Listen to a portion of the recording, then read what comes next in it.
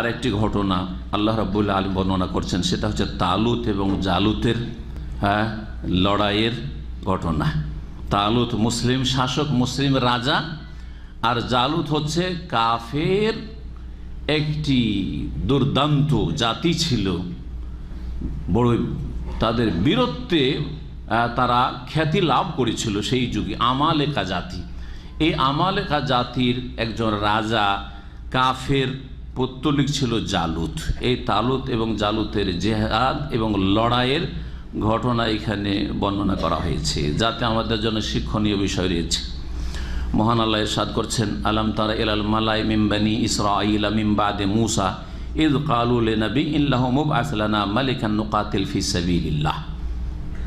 তুমি কি লক্ষ্য করে দেখনি হে রাসূলুল্লাহ সাল্লাল্লাহু আলাইহি ওয়াসাল্লাম, হে মুসলিম, হে মানুষ, তুমি কি লক্ষ্য করে দেখো নাই এলাল মালাই মিন বানি ইসরাঈল, বনি ইসরাইলদের প্রধানদের দিকে, বনি ইসরাইলদের প্রধানদের দিকে। মালা বলা হয় সমাজের দ্বারা সম্ভ্রান্ত ব্যক্তি, যাদেরকে সম্মানিত মনে করা হয়, সম্ভ্রান্ত মনে করা হয়, যারা প্রভাবশালী মানুষ, যাদের হাতে দেশের চাবিকাঠি রয়েছে, নেতৃত্ব রয়েছে, সভাসদ, এদেরকে বলা হয় মালাউন, মানে ভর্তি হয়ে যাওয়া। মালাউনের শাব্দিক আমরা তাহকিক করি, শব্দটির আমরা নিয়ে একটু আরবি ভাষার আলোচনা করি। মালা ইয়ামালাউ মানে ভরপুর হয়ে যাওয়া, এর মানে কি হওয়া? ভর্তি বা ভরপুর হয়ে যাওয়া। এই জন্য বিকৃত ভাষায় কোনো কিছু যদি ভর্তি থাকে, এটা ভর্তি কি বলছে? মালিয়ান, আসলে মাল আন। হ্যাঁ, তো মালা ইয়ামলাও মানে কি? ভর্তি হওয়া। এখান থেকে এখানে মালা শব্দটি ব্যবহৃত হয়েছে কিসের ক্ষেত্রে? হ্যাঁ, যারা সমাজের সভাসদ বা অধিপতি, সমাজপতি, যারা সমাজে যারা নেতৃস্থানীয় ব্যক্তি, প্রভাবশালী ব্যক্তি, তাদেরকে মালাউন বলা হয়। কোরআনে কারীমের বহু জায়গায় কালাল মালাউল্লাযিনা কাফারু, কাফেরদের প্রধানরা বলল, বহু আয়াতে এরকম রয়েছে মালা শব্দটি। এই জন্য একটা জায়গায় যদি শব্দের একটু গবেষণা হয়ে যায় তাহলে বুঝতে সুবিধা। কেন বলা হয় এদেরকে? এই শব্দের আসল অর্থের সাথে সম্পর্ক আছে। আসল অর্থ হচ্ছে ভর্তি হয়ে যাওয়া। প্রধানদেরকে দেখলে মানুষের ওপর, জনগণের ওপর এমন একটা প্রভাব পড়ে যে তাদের চোখ যেন ভর্তি হয়ে গেছে, ফেল ফেল করে তাকায়, তাই না? তাদের সাথে কথা বলতে সাহস হয় না, তাদের সাথে কথা বললে চিন্তা করে বলতে হয়, তাদের দিকে তাকায়, এরা খুব বড় মানুষ, এরা সমাজের নেতা, এরা সমাজের প্রভাবশালী, এরা সমাজের অনেক কিছু করতে পারে, তাই না? যেমন তেমনভাবে তাকায় না। তো এই জন্য, আর যদি তারা শ্রদ্ধাভাজন হয়, ভালো সমাজপতি এবং তার মধ্যে সৎ, মানুষের হিতাকাঙ্ক্ষী, তাহলে তাদেরকে শ্রদ্ধা ভরে তাকায়, নজরে তাদের কি রয়েছে? শ্রদ্ধা ভরা নজর রয়েছে, শ্রদ্ধা ভরা নজর নিয়ে তাদের দিকে তাকায়। এই যে ভরা শব্দটি প্রধানদের ক্ষেত্রে আছে আমাদের মনে, সে তাদের ভয়ে হতভম্ব তাদের তাকাচ্ছেন, ভয়ভীত হয়ে তাকাচ্ছেন, অথবা তাদের শ্রদ্ধা ভরে আপনি তাকাচ্ছেন। সেই জন্য প্রধানদেরকে মালা বলা হয়েছে আরবি ভাষায়। মহান আল্লাহ কি বলছেন? যে বনি ইসরাইলদের যারা প্রধান ছিল তাদের দিকে লক্ষ্য করে দেখো নাই মিমবাদে মূসা, যাদের যুগটা ছিল মূসা আলাইহিস সালামের পরে, মূসা আলাইহিস সালামের দুনিয়া থেকে ইন্তেকাল হওয়ার পরে এই ঘটনা। ইয ক্বালু লিনাবিয়্যিন লাহুম ইবআস লানা মালিকান নুকাতিল ফি সাবিলিল্লাহ। তারা বলল তাদের এক নবীকে যে আমাদের জন্য একজন রাজা নিযুক্ত করেন, আমাদের জন্য একজন রাজাকে কি করেন? নিযুক্ত করেন। জি, কি জন্য? উদ্দেশ্য কি? বলছে নুকাতিল ফি সাবিলিল্লাহ, আল্লাহর রাস্তায় আমরা সশস্ত্র লড়াই করতে চাই তার নেতৃত্বে। একটু আগে একটা শর্ত বললাম জিহাদের, মুখ্য শর্ত, সেটা কি? জনগণ জিহাদ করতে পারবে না, তাদের মুফতি সাহেব হুজুররা জিহাদ করতে পারবে না, তাদের আলেমরা জিহাদের ঘোষণা দিতে পারবে না, হ্যাঁ, তাদের শাইখেরা জিহাদের ঘোষণা দিতে পারবে না। কে দেবে? শাসক লাগবে। এ কথা কোরআনে কারীমের আজকের কথা নাই, কোরআনে কারীমে এটা লৌহে মাহফুজে লেখা আছে। আর ঘটনাটাও এই 1400 বছরের ইতিহাসের নয়, বরং তার আগে প্রাচীন যুগের বনি ইসরাইল যুগের ঘটনা। মূসা আলাইহিস সালামের পরে পরে কোনো এক নবীর জামানার ঘটনা, যেই নবীর নাম সম্পর্কে তাফসিরে দুটো নাম উল্লিখিত হয়েছে কাছাকাছি।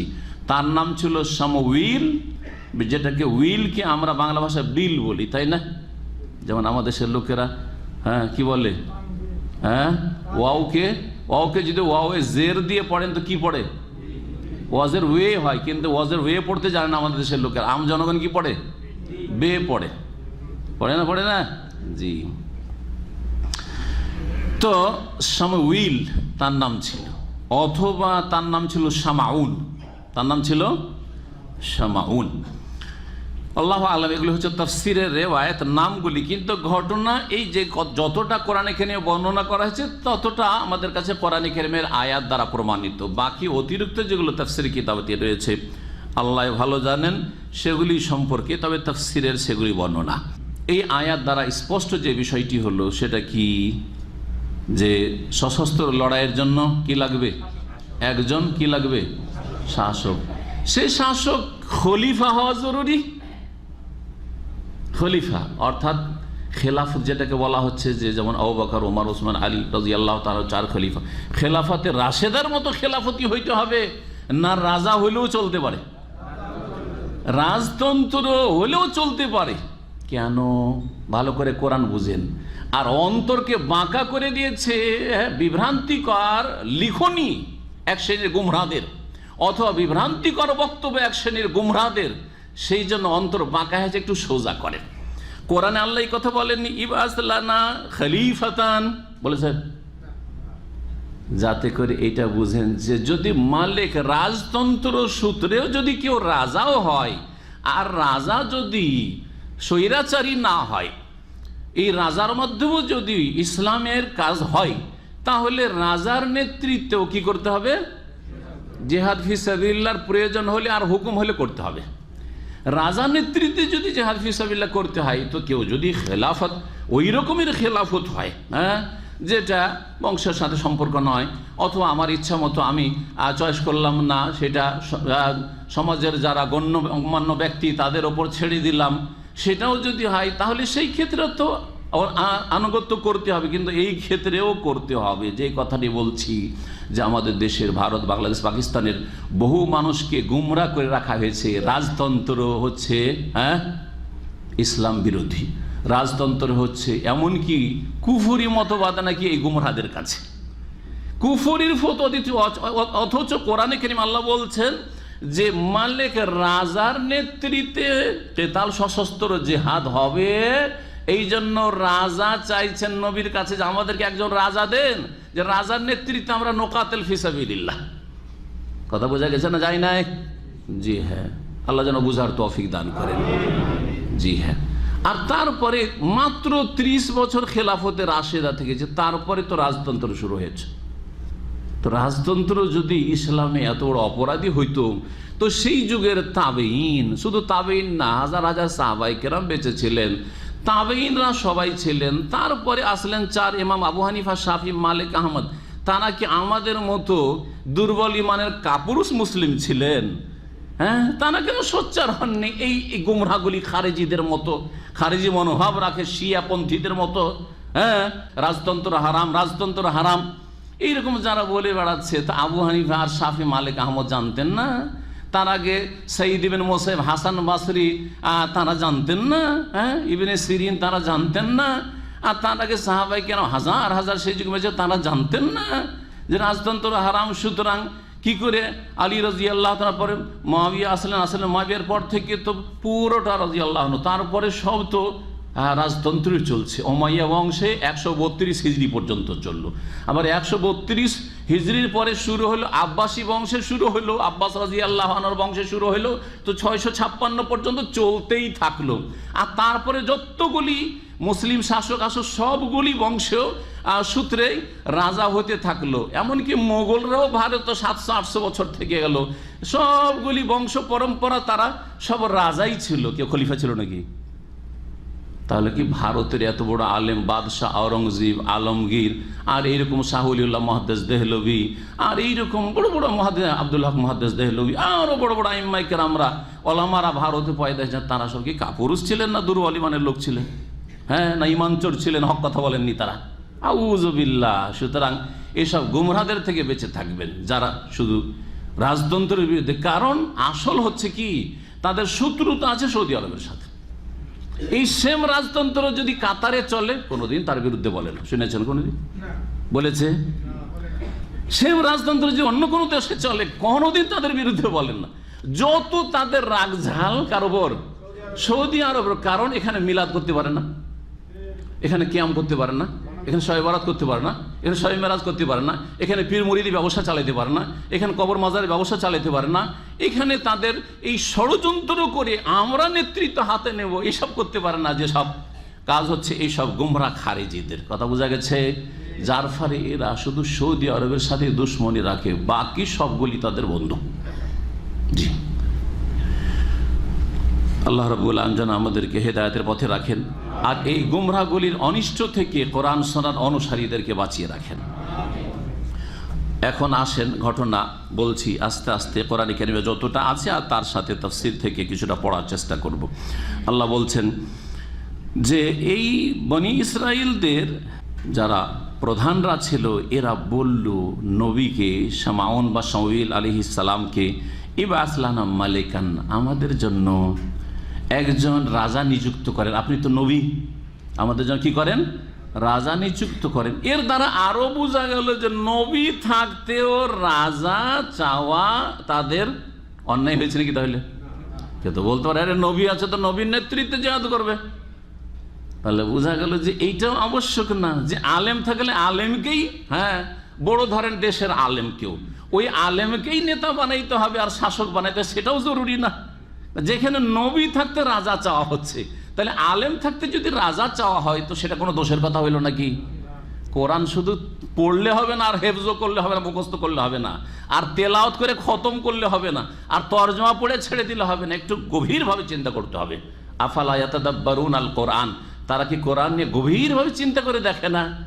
নবীকে বলা হচ্ছে, কারা বলছেন? বনি ইসরাইলদের প্রধানরা। তারা যদি ভুল কথা বলে, অনেক সময় ভুল প্রস্তাব হইতে পারে, ভুল প্রস্তাব হলে নবীর সাথে সাথে তাদেরকে ধমক দিবেন আর বলেন বেকুব, হ্যাঁ গুমরা, আমি নবী, আমি আমার হুকুমে জিহাদ হবে, তো তোমরা আবার রাজা কেন চাইছো? বলতেন না? বলতেন না? তাও তো বললেন না, বরং বললে যে তোমাদের জন্য আল্লাহর কাছে দোয়া করলাম এবং আল্লাহ ওহী করেছেন এবং তোমাদের জন্য একজন রাজা নিযুক্ত করেছেন, তার নাম হচ্ছে, তার নাম শামাউন না শামউইল, ওই নবী না, তার নাম কি? তালুত। বোঝা গেল কি গেল না? আল্লাহ যেন বোঝার তৌফিক দান করেন। ইবআস লানা মালিকান, আমাদের জন্য একজন মালিক, রাজা নিযুক্ত করেন, নুকাতিল ফি সাবিলিল্লাহ, যাতে করে আমরা আল্লাহর রাহে সশস্ত্র জিহাদ করতে পারি তার নেতৃত্বে। ক্বালা হাল আসাইতুম ইন কুতিবা আলাইকুমুল কিতাল, তখন নবী বললেন যে এই সম্ভাবনা কি আছে? হাল আসাইতুম ইন কুতিবা আলাইকুমুল কিতাল, যে তোমাদের ওপর যদি সশস্ত্র লড়াইকে বিধিবদ্ধ করা হয়, ফরজ করা হয়, আল্লাহ তুকাতিলু, হঠাৎ করে তোমরা বলবে যে না না না আমরা লড়াই করতে পারবো না। মানে এই সম্ভাবনা কি আছে? কারণ তোমাদের স্বভাবটা কিন্তু এইরকম, তোমরা একরকম কথা বলবে, কালকে আর একরকম। বনি ইসরাইলদের স্বভাব নবী জানছেন। তো এই শামউইল আলাইহিস সালাম বলছেন যে এরও কি সম্ভাবনা আছে যে তোমরাও এই আবার বদ চরিত্র তোমাদের বাপদাদা পূর্বপুরুষদের মতো দেখাবে, যেমন মুসা আলাইহিস সালামের সাথে করেছে, যুগে যুগে বনি ইসরাইল এরকম করেছে যে আল্লাহ হুকুম করে দিলেন জিহাদের, আর আল্লাহ রাজাও নিযুক্ত করে দিলেন, আর কালকে বলে যে না আমাদের দ্বারা হইল না, কারণ সামনে যারা আছে তারা খুব শক্তিধর, সুতরাং তাদের বিরুদ্ধে আমরা লড়াই করতে পারবো না, আমরা বাড়িতে বসে থাকবো। যেমন মুসা আলাইহিস সালামকে বনি ইসরাইল কি বলেছিল? ইযহাব আনতা ওয়া রাব্বুকা, মুসা তুমি যাও আর তোমার আল্লাহ যাক, ফাকাতিলা, তোমরা উভয়ে লড়াই করো, ইন্নাহা হুনা কায়েদুন, আমরা বসে বসে দেখছি, যখন তোমরা জিতে যাবে, জয়যুক্ত হবে, আর যখন দেখবো যে দুশমনরা পরাজিত হয়েছে, তখন আমরা শহরে ঢুকে যাব। কথা বোঝা গেছে? তো বনি ইসরাইলের তো এই বদ চরিত্র এটা ছিলই। তাই বললেন নবী আলাইহিস সালাম যে এটা কি সম্ভাবনা আছে যে তোমরাও ওইরকম করবে? তখন তারা বলল ওয়ামা লানা আল্লা নুকাতিল ফি সাবিলিল্লাহ, আমাদের কি এমন হয়েছে যে আমরা আল্লাহর রাস্তায় লড়াই করব না? কোন বাধাটা আছে? ওয়াকাদ উখরিজনা মিন দিয়ারিনা ওয়া আবনাইনা, অথচ আমাদেরকে আমাদের বাড়ি ঘর থেকে আর আমাদের সন্তান সন্ততি থেকে বিতাড়িত করা হয়েছে, উচ্ছেদ করা হয়েছে। তাহলে বোঝা যাচ্ছে যে বিশাল একটা ইতিহাস আছে, যে ইতিহাসের দিকে এই সংক্ষিপ্ত কথাগুলিতে ইঙ্গিত করা হয়েছে, ঠিক না? ইতিহাস কি ছিল? মুসা আলাইহিস সালামের পরে দীর্ঘ সময় চলে যায় বনি ইসরাইলদের ওপর, আর তারপর যুগের আবর্তন বিবর্তনে এদের ইমানে কমজোরি চলে আসে আর বিভিন্ন পাপে তারা জড়িয়ে যায়।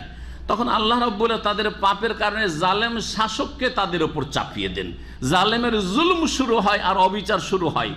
আর তখন তারা তাদের দেশকে দখল করে নেয়, এই জালেমরা দখল করে নেয়, আর এদের বাড়ি ঘর দখল করে নেয়, এদের ছেলে মেয়েদেরকে দাস দাসীতে পরিণত করে, আর এরা বাড়ি থেকে দেশ থেকে নির্বাসিত হয়ে যায়। তারপরে এরা কি করলো, এই নবী শামাউন আলাইহিস সালাম বা শামউইল আলাইহিস সালামের কাছে দরখাস্ত করলো যে আর কতদিন জুলুম বরদাস্ত করে থাকবো, আর কতদিন এরকম অসহায় আমরা থাকবো, কতদিন আমরা নির্বাসনের জীবন কাটাবো বিতাড়িত হয়ে মাতৃভূমি থেকে, আমাদের জন্য একজন রাজা নিযুক্ত করে দেন, তাহলে আল্লাহ রাস্তায় লড়াই করি, আর তারপরে মাতৃভূমিতে নিজের বাড়ি ঘরে যাতে করে ফিরে যেতে পারি, আর আমাদের ছেলে মেয়েদেরকে যাতে করে উদ্ধার করতে পারি, জি যারা গোলামি। ফালাম্মা কুতিবা আলাইহিমুল কিতাল, অতঃপর যখন তাদের উপর সশস্ত্র লড়াই ফরজ করে দেওয়া হইল, তাওয়াল্লাউ ইল্লা কালিলাম মিনহুম, অল্প কিছু সংখ্যক লোক ছাড়া বাকিরা সবাই উল্টো দিকে মুখ ফিরিয়ে নিল, বলে না না না পারবো না, না না পারবো না আমরা লড়াই করতে। দেখলে যেই সম্ভাবনার কথা বলছিলেন নবী, জানছেন জাতির কথা, কারণ ডাক্তার রুগীর কথা বেশি বুঝে না, রুগীর চেহারা দেখলে বুঝে, রুগীর গায়ে একটু হাত দিলে বুঝে, ঠিক না? তো এইরকম আম্বিয়া রসুলগণ হচ্ছে রুহের কলবের সবচেয়ে বড় ডাক্তার তারা। তো যা বলেছিলেন তাই ঘটলো। আল্লাহু আলিমুম বিয-যালিমিন, আল্লাহ জালেমদের সম্পর্কে সম্যক জ্ঞানী। এরা যখন পিছপা হয়ে গেল, লড়াই করতে রাজি হচ্ছে না, তখন তাদের নবী আলাইহিস সালাম বললেন, ওয়াকাল লাহুম নবিয়ুহুম, তাদের নবী তাদের উদ্দেশ্যে বললেন, ইন্নাল্লাহ কাদ বাআসা লাকুম তালুতা মালিকান।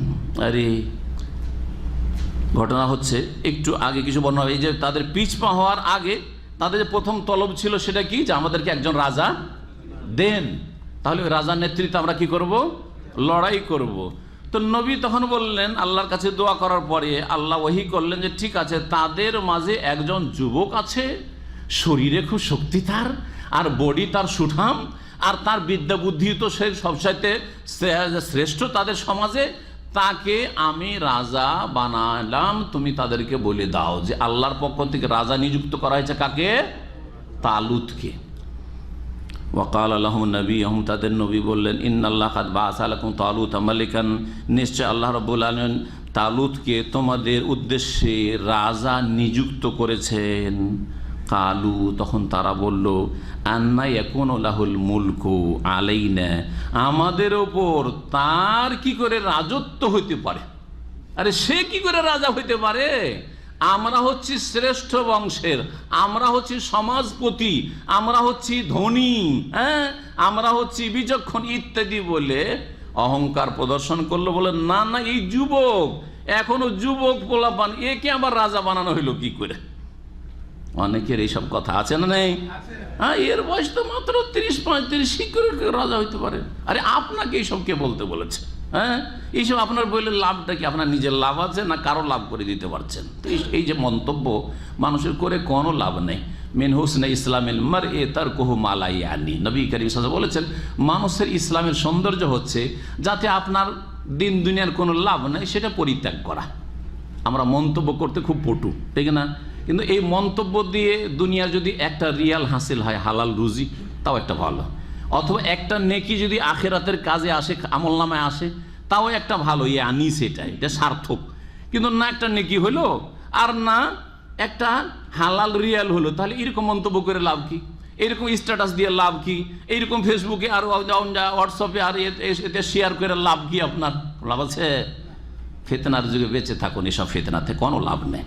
নিজের রুজির সংরক্ষণ করেন, হালাল রুজির ফিকির করেন, আর আখেরাতের সম্বল নেকির ফিকির করেন, গুনাহ কমাবার ফিকির করেন, যে পাপের বোঝা আছে, পাপের বোঝা নামাবার ফিকির করেন। বলছেন আল্লাহ রাব্বুল আলামিন যে ওরা বলল, ওই জাতি, আন্না ইয়াকুনু লাহুল মুলকু আলাইনা, আমাদের ওপর তার রাজত্ব কি করে হইতে পারে? ওয়া নাহনু আহাক্কু বিল মুলকি মিনহু, অথচ আমরা তার চাইতে বেশি রাজত্বের অধিকারী, আমরা বেশি হক রাখি। ওয়ালাম ইউতা সাআতাম মিনাল মাল, আর তাকে ধন সম্পদের প্রাচুর্য দেওয়া হয়নি।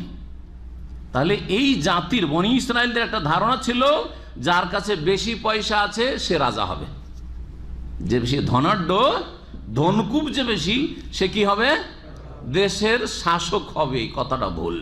পয়সা দিয়ে কাছের মানুষের সাথে পরিচিত হওয়া যায়, সারা দুনিয়ার মানুষের সাথে পরিচিত হওয়া যায় না, কিন্তু এলেম দিয়ে সারা বিশ্ববাসীর কাছে পরিচিত হওয়া যায়।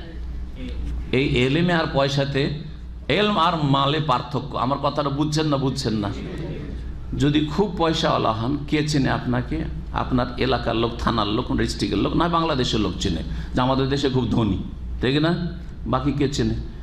তারপরে বহু শত্রু আপনার আছে, হিংসা বিদ্বেষ আছে। কিসের জন্য? যে আপনার পয়সা থেকে ভোগ করতে পায় না, সেই আছে না নেই? যদি খাওয়ান, নুন খাওয়ান, তাহলে গুণ গাইবে, না হইলে আপনার দুশ্মন আপনার বাড়ি ডাকাতি করার চেষ্টা করবে, তাই না? কিন্তু এলেমের দ্বারা যদি আপনি শ্রেষ্ঠত্ব প্রমাণ করতে পারেন, এলেমের দ্বারা যদি আপনি বিস্তার লাভ করতে পারেন মানুষের মাঝে, তাই এলেমের চর্চা আপনার সারা দুনিয়ায় হবে, এবং এলেম থেকে কেউ ডাকাতি করার চেষ্টা করবে না, বরং উপকৃত হওয়ার চেষ্টা করবে। যে এর এলেম থেকে, সে দুনিয়ার এলেম হোক আর দিনের এলেম, এর কাছ থেকে কিছু শিখি, এর কাছে কিছু টেকনোলজি আছে, এর কাছ থেকে শিখি, অথবা এর কাছে কি কোরআন সুন্নাহর এলম আছে, তার কাছ থেকে কিছু শিখি, এর কাছে কিছু বিদ্যা বুদ্ধি আছে, তাদের থেকে আমরা উপকৃত হই।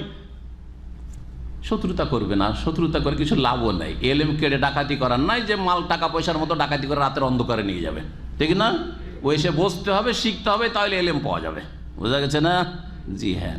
তো এলেম বাড়াবার চেষ্টা করেন, আর মাল যতটা ভাগ্যে আছে আসবে, সামান্য চেষ্টা করলেই হয় দুনিয়া চলার জন্য। তো এই লোকেরা ভেবেছিল যে আমাদের কাছে পয়সা বেশি, আমরা রাজা হইলাম না। আর এই নবী কি করলো রে? একটা গরিব মানুষকে রাজা বানিয়ে দিল। গরিব মানুষ, সেই জন্য ওকে রাজা হইতে দেবে না এরা।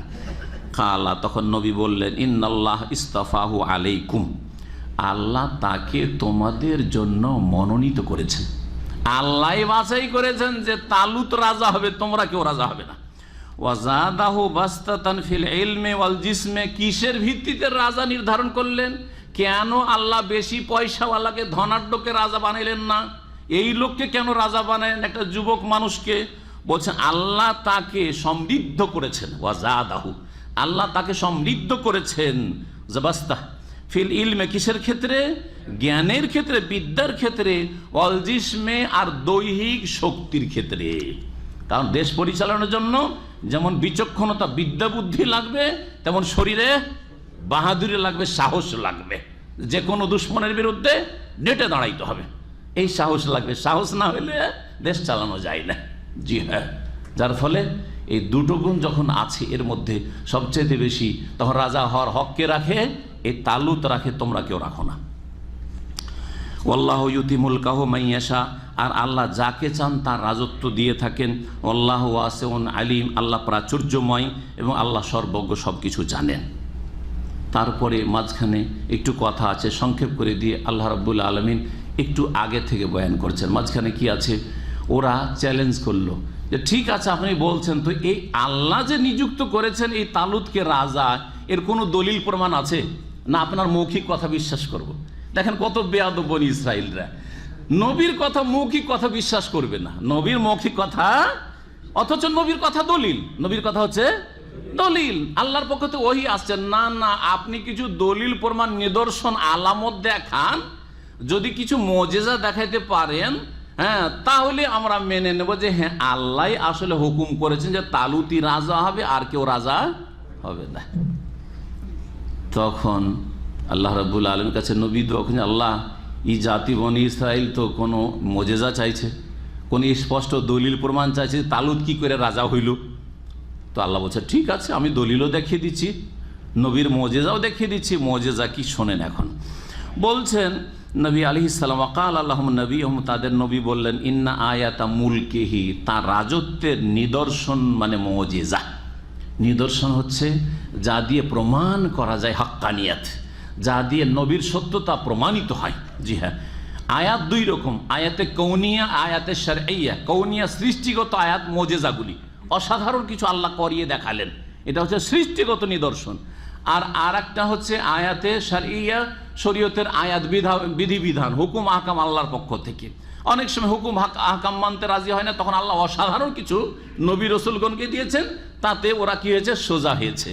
জাদুঘররা তো জানছিল শরীয়তের হুকুম, মুসা আলাইহিস সালাম যে কি বলছেন শরীয়তের বিধিবিধানের কথা জানছিল, কিন্তু মানতে রাজি হচ্ছিল। কিন্তু জাদুকররা যখন মুসা আলাইহিস সালামের লাঠির মুজিজার কাছে পরাজিত হইল তখন সোজা হয়ে গেল। আর সকালবেলা দুশ্মন হয়ে এসেছিল, হ্যাঁ, কম্পিটিশন আর প্রতিযোগিতা করে মুসা আলাইহিস সালামকে হারাবার জন্য, আর সন্ধ্যাবেলা আল্লাহর সামনে সিজদায় অবনত হয়ে কালেমা লা ইলাহা ইল্লাল্লাহ পড়ে নিয়ে মুসা আলাইহিস সালামের ভক্ত হয়ে গেল। হলো না, হলো না? জি। সকালবেলা ফেরাউনের পক্ষ থেকে এসেছিল, আর সন্ধ্যা হইতে হইতে কয়েক ঘন্টার মধ্যে ফেরাউনের শক্ত দুশ্মন হয়ে গেল। ফেরাউনের কাছে জানের কুরবানি করে দিল, কিন্তু ঈমান হারাইতে রাজি না। এর নাম হচ্ছে ঈমান। তো আল্লাহ রাব্বুল আলামিন বলছেন যে তাদের নবী বলল, ইন্না আয়াতা মুলকিহি, এই তালুতের রাজত্বের নিদর্শন হচ্ছে আইয়াতিয়াকুমুত তাবুত, তোমাদের কাছে একটা সন্দুক আসবে, বক্স, একটা বাক্স আসবে, ফিহে সাকিনাতুম মির রাব্বিকুম, যাতে তোমাদের প্রতিপালকের পক্ষ থেকে প্রশান্তির ব্যবস্থা রয়েছে, মনের শান্তি। এতে কি রয়েছে? তোমাদের মানসিক মনের শান্তি রয়েছে।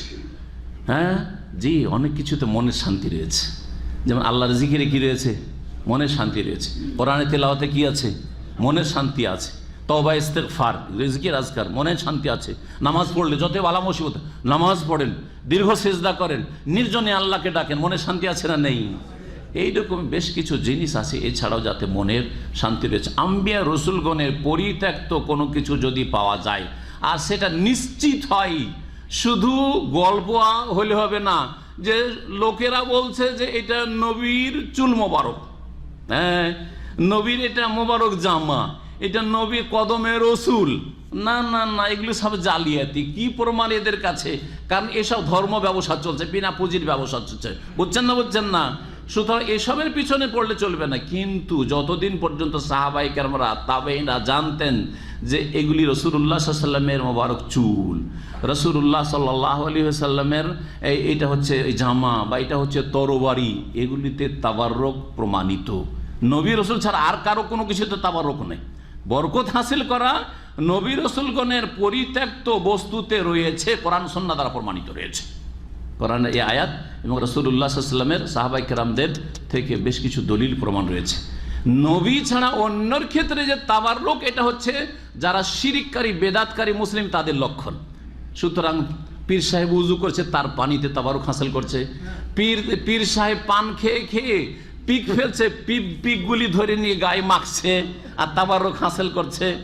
আর কাশপোটা ফেলছে, তাও মাখছে, আউযুবিল্লাহ। আর তারপরে পীর সাহেবের পা ধুয়ে পানি খাচ্ছে, পীর সাহেবের পায়ে ঝুঁকছে, কদমবুসি করছে, ইত্যাদি ইত্যাদি বহু কিছু করছে। এইসব তাবারুক হচ্ছে শিরকি, না হয় বেদাতি। তাবারুক শিরকি রয়েছে, তাবারুক বেদাতি রয়েছে, তাবারুকের আবার বিস্তারিত আলোচনা রয়েছে একাধিক।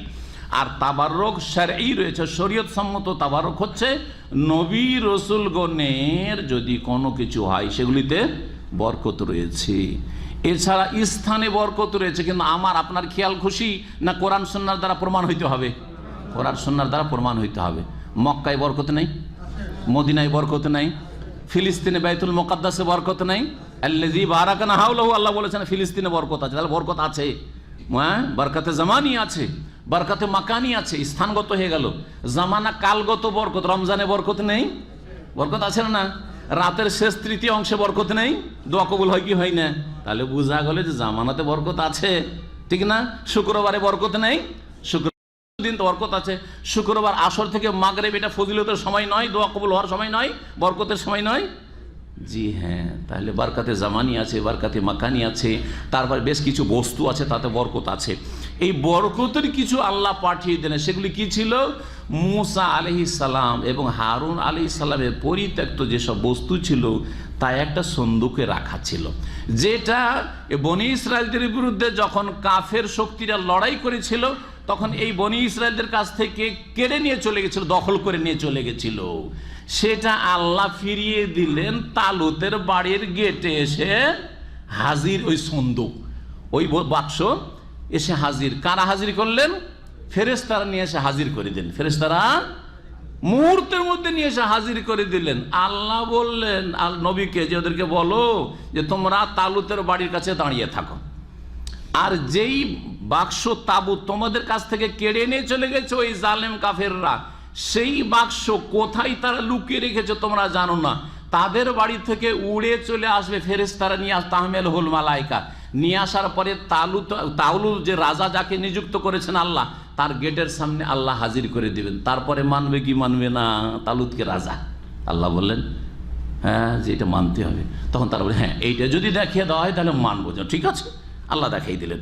এখন শোনেন, আল্লাহ বলছেন ইন্না আয়াতা মুলকিহি, তালুতের রাজত্বের দলিল হচ্ছে আইয়াতিয়াকুমুত তাবুত, তোমাদের কাছে এই বাক্স চলে আসবে, ফিহে সাকিনাতুম মির রাব্বিকুম, যাতে তোমাদের প্রতিপালকের পক্ষ থেকে শান্তির ব্যবস্থা রয়েছে, ও বাকিয়াতুম মিম্মা তারাকা আলু মূসা ওয়া আলু হারুন, আর তাতে মূসা আলাইহিস সালামের বংশ আর হারুন আলাইহিস সালামের বংশের যা পরিত্যক্ত বস্তু তাও রয়েছে কিছু। তাহমেলুহুল মালাইকা, যেই তাবুতকে যে বাক্সকে ফেরেশতারা বহন করে নিয়ে আসবে। ইন্না ফি যালিকা লাআয়াতাল লাকুম, নিশ্চয়ই এতে রয়েছে তোমাদের জন্য স্পষ্ট নিদর্শন। ইন কুনতুম মুমিনিন, যদি তোমরা বিশ্বাসী হও। জি, চলে আসলো তাবুত এসে হাজির। এতে বরকতের সাথে সাকিনা শান্তি রয়েছে। জিহাদ যখন চলবে তখন শরীরের শক্তির সাথে সাথে মানসিক শক্তির প্রয়োজন। মনোবলটা হচ্ছে সবচেয়ে বড় বল, ঠিক না? যদি মূসা আলাইহিস সালামের আর হারুন আলাইহিস সালামের পরিত্যক্ত বস্তু এ বাক্স জিহাদের ময়দানে থাকে আর তোমরা লড়াই করো, তো মানসিক শক্তি বাড়বে না বাড়বে না? মনোবল শক্তিশালী হবে না হবে না? এটাকে বলা হয়েছে মনের শান্তি। কারণ সবসময় এটাকে উদ্ধার করার চেষ্টা করবে।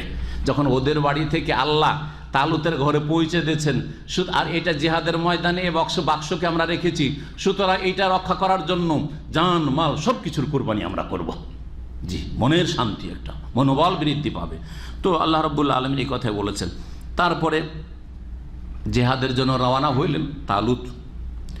ফালামা ফাসালা তালুত বিল জুনুদ, যখন রওনা, ফাসালা মানে রওনা হওয়া, যখন রওনা হলেন তালুত বিল জুনুদের সেনাবাহিনীকে নিয়ে, কালা, তখন তিনি বললেন যে দেখো আল্লাহ কিন্তু তোমাদের এখন একটা পরীক্ষা করবেন, পরীক্ষায় উত্তীর্ণ হইতে হবে, পাশ করতে হবে। ইন্নাল্লাহ মুবতালিকুম বিন্নাহার, নিশ্চয় আল্লাহ তোমাদেরকে একটা নহর দিয়ে পরীক্ষা করতে চান। সামনে কাফেরদের বিরুদ্ধে লড়াই করতে গিয়ে সামনে একটা নদী পড়বে, ওই নদী পার হইতে হবে, আর তোমাদের প্রচণ্ড পিপাসা লাগবে, নদীতে গিয়ে পানি খাওয়া চলবে না। পিপাসা লাগবে, নদী থেকে পানি খাওয়া চলবে না। পানি খেলে হেরে যেতে হবে, অচল হয়ে যাবে। মানুষ বেশি খাওয়ার পরে কি হয়ে যায়, আর বিশেষ করে বেশি ক্ষুধার পরে যদি খান তো আরো অচল হয়ে যান, ঠিক না? বেশি পিপাসার পরে পানি খেয়ে বেকার হয়ে গেছে সব, আল্লাহ পরীক্ষা ফেলে দিয়েছে, পানি খাওয়া যাবে না। খুব পিপাসা লেগেছে তো একটা কাজ করি, এক অঞ্জলি নিয়ে শুধু একটু, ব্যাস এক ঢোকের বেশি না, মন ভরে পানি খেতে পারবে না। আল্লাহ বলছেন নিশ্চয় তোমাদেরকে আল্লাহ পরীক্ষা করতে চান একটি নহর, একটি নদীর মাধ্যমে। ফামান শারিবা মিনহু, যে ওই নদী থেকে পান করবে, ফালাইসা মিন্নি, সে আমার দলভুক্ত হইতে পারবে না, মানে সেনাবাহিনীতে আসতে পারবে না, লড়াই করতে পারবে না। অমাল্লাম ইয়াতামহু, আর যে স্বাদ গ্রহণ করবে না, পানি মুখে নিবেই না, ফাইন্নাহু মিন্নি, সে আমার দলের। যদি এত পিপাসা লেগে তারপরে আল্লাহ নিষেধ করেছেন, পরীক্ষা ফেলেছেন, এই পানি খেলেই হেরে যাব, পানি খেলেই হিম্মত থাকবে না লড়াই করা, সুতরাং পানি খাবো না, পানি পান করব না, সে আমার দলে থাকবে। তালুত বললেন ইল্লা মানি তারাফা গোরফাতাম বিয়াদে, তবে কেউ যদি হাতের এক অঞ্জলি নিয়ে এইভাবে একটা ঢোক পানি পান করে, নদী থেকে, নদীতে মুখ লাগিয়ে পানি খেতে পারবে না, বড় এক অঞ্জলি নিয়ে একটু পানি খেয়ে কোনো রকম করে মুখটা শুকিয়ে যাচ্ছে ভিজিয়ে নেবে, তাহলে চলবে, এটার পারমিশন আছে। ফাশারিবু মিনহু, নদী দেখে আর পিপাসার তাড়ো নাই, সকলেই পানি পান করে নিল। ইল্লা কালিলা মিনহু, অল্প কয়েকজন ছাড়া, অল্প কিছু লোক ছাড়া। তাদের সংখ্যা ছিল 313 জন, বদরের মুজাহিদিনদের সংখ্যার সমান। কতজন বদরে ছিলেন? 313, মাত্র 313 জন এখন কাজের যোগ্য, এরা লড়াই করতে, বাকিগুলো সব ফেল। কয়েক হাজার সেনাবাহিনী সব হচ্ছে ফেল, ওখান থেকেই ফিরছে, আর তাদের ক্ষমতা থাকলো না শরীর লড়াই করার। আল্লাহ বলছেন ফালাম্মা জাওয়াজাহু ওয়াল্লাযিনা আমানু মাহু, যখন তারা নদী পার করলো তালুত এবং তার সাথে যারা ঈমানদার ছিল কালু, তখন সাথী সঙ্গীরা ওরা যারা পানি পান করে নিয়েছিল তারা বলল লা তাকাতা লানা ইয়াওমা বিজালুত ওয়া জুনুদি। দেখছে হাজার হাজার সেনাবাহিনী, বিশাল সেনাবাহিনী, আর জালুত অত্যন্ত শক্তিধর আর অনেক উঁচা মানুষ, উঠাম মানুষ। এই প্রধান সেনাপতি এই জালুত কাফের রাজাকে, নেতাকে, সেনাপতিকে দেখে আর এদের অসংখ্য সেনাবাহিনী দেখে এদের অবস্থা খারাপ হয়ে গেছে। বলছে আমরা আর পারবো না লড়াই করতে, যেহেতু পানি আগে খেয়ে নিয়েছে। আল্লাহ বলছে পানি খেলে আর লড়তে পারবেন না। ঠিকই হইল, নদী পার করার পরে বলছে আমাদের দ্বারা আর হইল না। বলছে লা তাকাতা লানাল ইয়াওমা, আজকে আমাদের কোনো ক্ষমতা নেই বেজালুত ও জুনুদি, জালুত আর তার সেনাবাহিনীর সম্মুখীন হওয়ার, মুখোমুখি হওয়ার, এদের সামনে দাঁড়াবার ক্ষমতা নেই। কালাল্লাযীনা ইয়াযুন্নুনা আন্নাহুম মুলাকুল্লাহ, কিন্তু যাদের এই বিশ্বাস ছিল যে তারা আল্লাহর সাথে অবশ্যই সাক্ষাৎ করবে, আল্লাহর সামনে জবাব দিতে হবে, আল্লাহর ভয় ছিল, তারা বলল দেখো এ কথা কেন বলছো তোমরা, কাম মিন ফিয়াতিন কালিলাতিন গালাবাত ফিয়াতান কাসীরা বিইযনিল্লাহ ওয়াল্লাহু মা'আস সাবিরিন। তোমরা কম সেই জন্য, ওরা বেশি সেই জন্য। আরে এইরকম মানব জাতির ইতিহাসে কত শত এইরকম রণক্ষেত্র হয়েছে যেখানে বড় বড় সেনা দলের ওপর ক্ষুদ্র সেনাদল জয়যুক্ত হয়েছে। সুতরাং তোমরা পিছপা হইও না। নসিহত করলো কিন্তু তারা শুনলো না, কারণ পানি খেয়ে নিয়েছে যে আগেই ফেল হয়ে গেছে সব।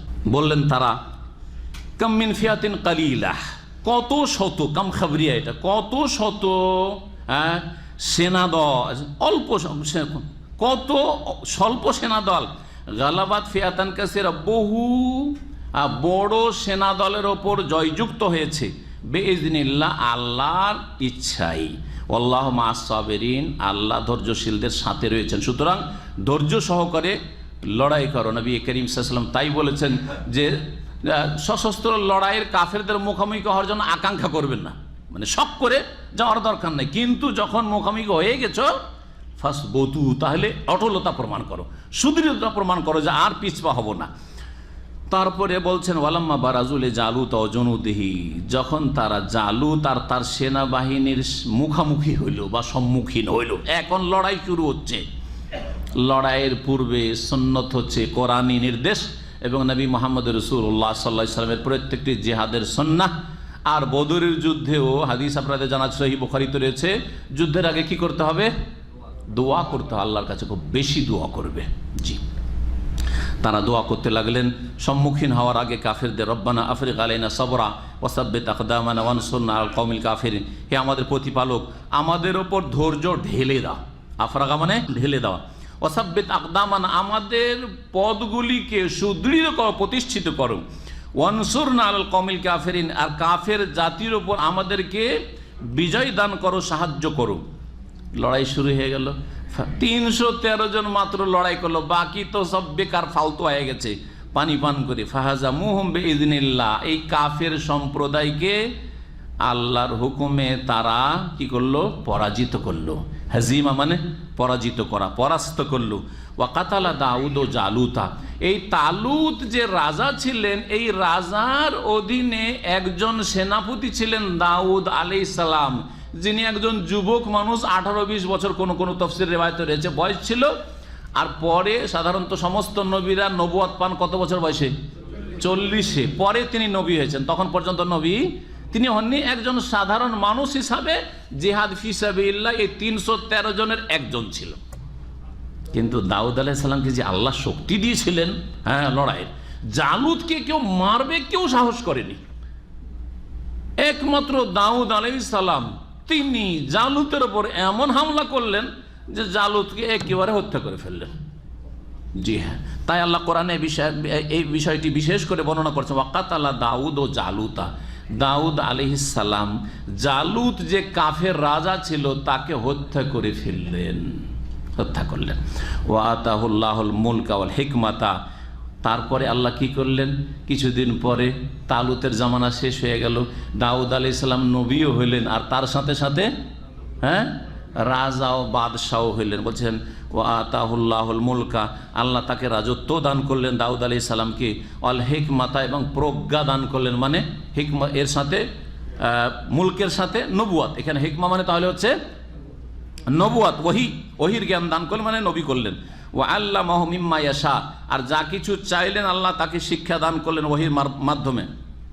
তারপরে আল্লাহ রাব্বুল বলছেন যে মানব জাতির ইতিহাসে এক দল আর এক দলের বিরুদ্ধে সংগ্রামে থাকবেই, লড়াই চলতে থাকবে। আল্লাহ রাব্বুল আলামিন সৃষ্টিগত নীতিমালা হচ্ছে যে এক দলকে দিয়ে আর এক দলকে প্রতিহত করা। যদি আল্লাহ প্রতিহত না করেন, কোন একটি শক্তিশালী দলকে সব সময় রেখে দেন অথচ তারা জালেম, তাহলে পৃথিবীতে শান্তিতে কেউ বাস করতে পারবে না। যখনই জালেম মাথা চাড়া দিয়েছে, কিছুদিন জুলুম চালিয়েছে, অত্যাচার করেছে, আর তারপরে তাদেরকে আল্লাহ দমন করার জন্য এক দলকে তৈরি করেছেন। এটি হচ্ছে আল্লাহ রাব্বুল আলামিন সৃষ্টিগত নীতিমালা, সুন্নাতুল্লাহ। তাই বলছেন ওয়ালাউলা দাফউল্লাহিন নাসা বা'দাহুম বিবা'দ, যদি আল্লাহ রাব্বুল আলামিনের প্রতিহত না করা হতো মানুষের একটি দলকে আর একটি দলের মাধ্যমে, বা'দাহুম বিবা'দ, একটি দলকে জালেম দলকে আরেকটি দল দিয়ে যদি আল্লাহ প্রতিহত না করতেন, লাফাসাদাতিল আরদু, পৃথিবীতে বিপর্যয় সৃষ্টি হয়ে যেত, মানুষ হয়ে বাস করতে পারত না, হিংস্র পশুর চাইতেও খারাপ হয়ে যেত। আজকে পৃথিবীতে মানুষকে খুন করার জন্য যেসব অস্ত্রের প্রতিযোগিতা করছে আজকে সারা বিশ্বে, কোনো প্রাণী করছে?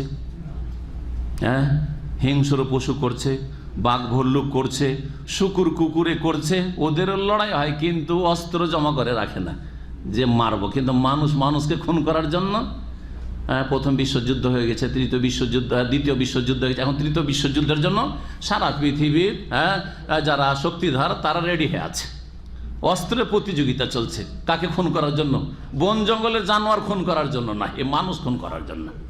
জি হ্যাঁ, তো আল্লাহ রাব্বুল জালেমদেরকে প্রতিহত করার যদি নিজাম না রাখতেন, এই সৃষ্টিগত নীতিমালা, তো পৃথিবী অশান্তিতে ভরে যেত। ওয়ালাকিন্নাল্লাহ যু ফদলিন আলাল আলামিন, তবে আল্লাহ রাব্বুল আলামিন বিশ্ব জগতের ওপর বড় অনুগ্রহকারী। তিলকা আয়াতুল্লাহ, এ হচ্ছে আল্লাহ রাব্বুল আলামিনের বিধানাবলী, নাতলুহু আলাইকা বিল হক, যা সত্য সহকারে তোমাকে পড়ে শোনাচ্ছি হে নবী মুহাম্মদ সাল্লাল্লাহু আলাইহি সাল্লাম, আমার ফেরেশতা জিবরিল আলাইহিস সালামের মাধ্যমে। ওয়া ইন্নাকা লামিনাল মুরসালিন, আর নিশ্চয় তুমি রাসূলদের অন্তর্ভুক্ত, তুমিও একজন রাসূল, শেষ রাসূল, যেমন খাতামুন নবীন সূরা আহজাবে আল্লাহ রাব্বুল আলামিন বলেছেন।